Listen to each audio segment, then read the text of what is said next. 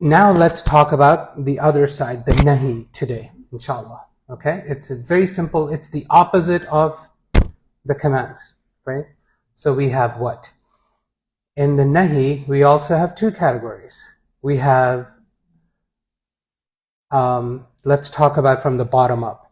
So we have haram, something that is haram, and something that is close to haram, but it's not haram, right? It's less than haram. It's called makruh, exactly.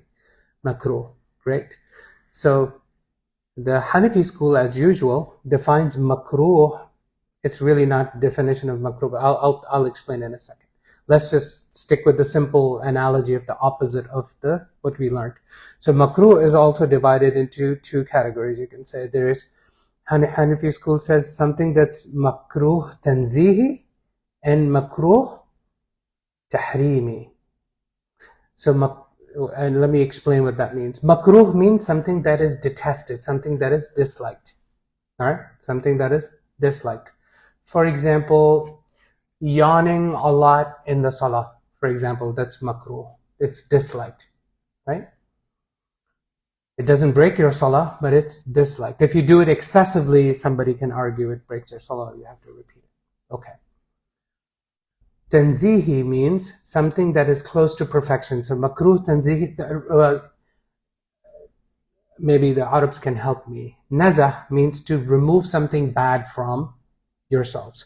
For example, we do the tanzih of Allah subhanahu wa ta'ala means we remove all kinds of imperfections from Allah. We do the tanzih of Allah.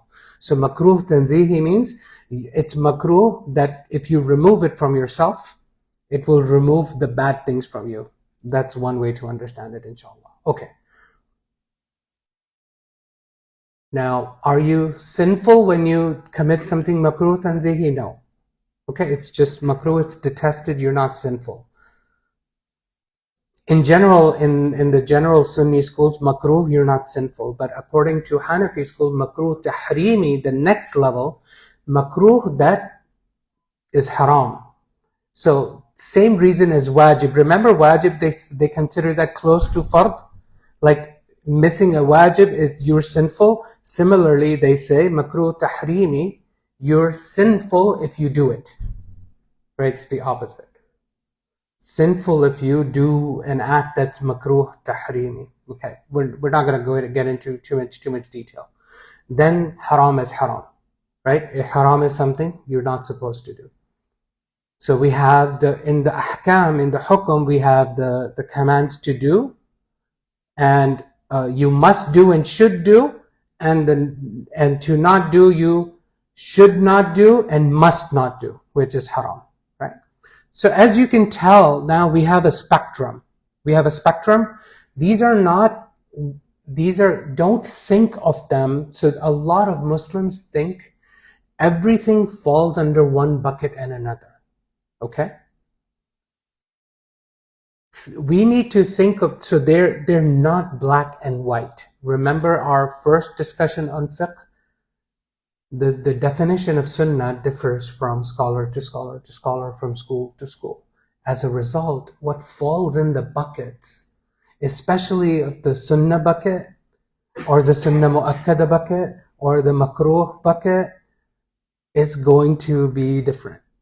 And that's why we have difference in opinions. Okay? Also, is all haram the same level of haram? So for example, being angry is haram, but killing someone is also haram. So what do? Is it the same haram? No, there's levels. So do not think of them as black and white. Most Muslims do this. They think everything haram is haram. Oh my God, it's haram. But there's priorities, there's levels, okay? And what those levels are, obviously, is also going to depend on your definition of sunnah and understanding of all those things. And then below the haram, you can say, or in the level of haram, at the lowest level would be the major sins, right? Major sins. And below that, you can say is kufr, right? Kufr, it takes you completely, you're no longer in the ahkam zone anymore. You're out of Islam, right? It's kufr, right? Right? You're out of Islam. So think of them as gray areas. So we need to be smart, and if you can't figure this out, ask somebody. If you're confused about, I'm stuck between doing this or this, which one should I pick, right? It depends on a lot of factors. So, but this is just a general idea. We need to think of this as a gray spectrum. There's a very, very famous hadith in the 40 hadith of Imam Nawawi, where Rasulullah sallallahu alaihi wasallam said, al-halalu bayyin wal-haramu bayyin, right? Halal is clear and haram is clear. By halal, he means things that you should do in this case, or things that are completely fine to do. And haram is clear, but between them are mushtabihat, he said. Munna mutashabihat, mushtabihat, right? There are doubtful matters. Rasulullah sallallahu alaihi wasallam said that before there were scholars that were trying to figure out what sunnah was and define sunnah. Back then, Rasulullah sallallahu alaihi wasallam is alive, and he said there's gray areas in the middle. So stay away from the gray areas. Okay, the hadith is longer. We don't have time to get into it, but I wanted to give you this idea of this spectrum. It's a gradient. It is not black and white. It's not white and medium gray and dark gray and black. It's not like that. It's shades of gray. Okay, everybody understands? But we treat Islam like what? It's black or white. Okay, I didn't talk about halal. So between fard, right? Between the fard, the command to do and not to do, between them you're neither sinful if you do it or not sinful if you don't do it. It doesn't matter. It's called mubah. In the middle is mubah. Another way to say that is halal. Or you can say halal is everything that is not makruh or haram. Mubah includes, like eating a banana is mubah. You're not going to get a reward for eating a banana, right? And you're not going to be sinful either. It's not makruh, it's completely fine. You can do it. And most everything that we do, the clothes that we wear, the way we comb our hair, like everything else in our life is mubah, right? It falls under that allowed. It's permissible, right? It's halal to do. And you can include all of the things you should be doing or you must be doing is also halal. So halal has this big category. Bid'ah is to make something permissible, and I'm using this permissible broadly, right? It includes the mubah and the sunnah and the mustahab and the wajib and the fard, right? To make something permissible when it is not permissible. To make something halal when it is not halal. That's called bid'ah. Now, obviously, you can guess what is bid'ah now will change because your definition of your areas of what is sunnah and what is not sunnah is different from scholar to scholar, school to school. That's why we have the disagreement of, is this bid'ah or not bid'ah? Also, bid'ah is to make something makruh or haram, which is not makruh or haram. Obviously, that's also going to differ. Okay, so let me give you an example. We have this is Rabiul Awwal, we talk about the Mawlid. I'm not going to talk about the Mawlid. I'm just telling you, why do some people think this is bid'ah? And why do some people think it is not bid'ah? Their definition of what is sunnah is different. You understand? A little bit. There's a minor difference we're not going to talk about. I don't want to get into controversial land, but this is why. Let's say a hadith says something, and you say, I don't agree with this. I reject it for whatever reason you have. Okay, if it's a single hadith, it's an isolated, a lot of scholars would tolerate that. But let's say the concept of what is mentioned in the hadith is broad. It's everywhere. You find a lot of hadith talking about XYZ, all everywhere. Okay? Example, Imam Mahdi, the concept of a righteous Khalifa that is going to come at the end of times, that is mentioned in so many ahadith in so many different ways. Okay? The concept of Mi'raj, Rasulullah sallallahu alaihi wasallam going to the seventh heaven, that is not in the Quran. Okay? Only Isra is in the Quran directly. The Mi'raj, some can argue, is indirect. I'm just educating you. I'm not saying one thing or another. So those people that will say, Mi'raj, I don't believe in Mi'raj. Did they reject the Quran? No. You understand? They didn't reject the Quran. Imam Mahdi is not mentioned in the Quran. Dajjal is not mentioned in the Quran. I'm just giving you examples. Somebody says, I don't believe in the Dajjal. I don't believe in Imam Mahdi coming.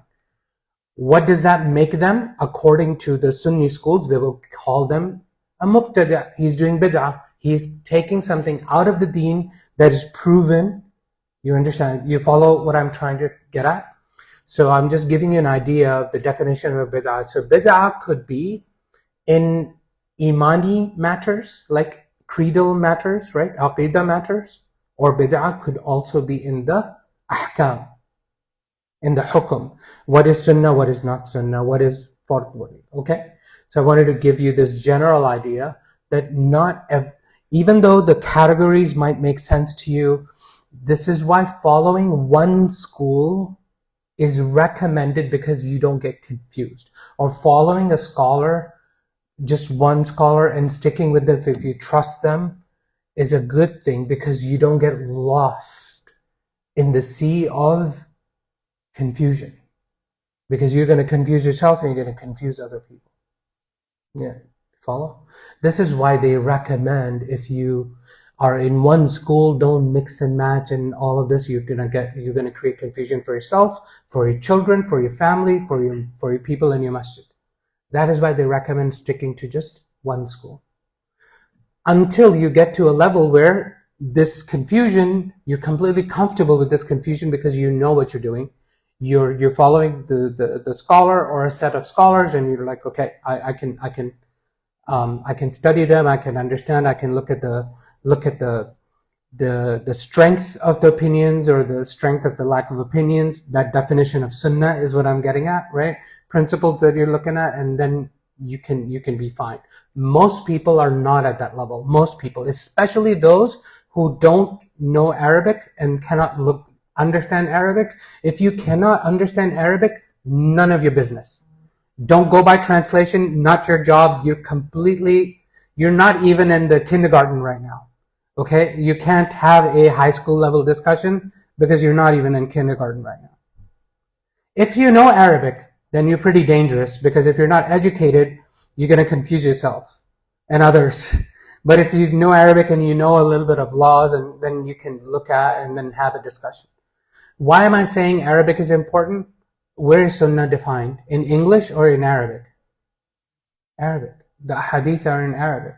The scholarly books and the big books and all of the opinion, it's all Arabic. How much of this is translated? This much. Out of a sea of scholarship of 1400 years, how much of this is translated? An ocean of scholarship is in Arabic. And how much of this is translated? And translations you already know, lose. Have you heard of the term lost in translation? Oh, and only this much is translated. It is never ever going to be translated. A lot of scholars actually against translation because they don't want to open doors for people to get confused. Because already when you translate, you're gonna lose the meaning, and then it's going to create more confusion because now it's gonna get translated. So a lot of people just don't translate it. So it's never ever going to get translated. So if you want to become a student of Islam, step number 1 is what? Learn Arabic. Otherwise, you are not even in the league to even have a discussion. Just go ask somebody. Was this helpful? Was this a good discussion? Now we have completed what we would call the ahkam understanding of ahkam, and what is bid'ah, and what is halal and haram, and why are there differences in opinion. And wallahu ta'ala a'lam. Subhanakallahumma wa bihamdik wa ashhadu an la ilaha illa anta astaghfiruka wa atubu ilayk. Barakallahu feekum.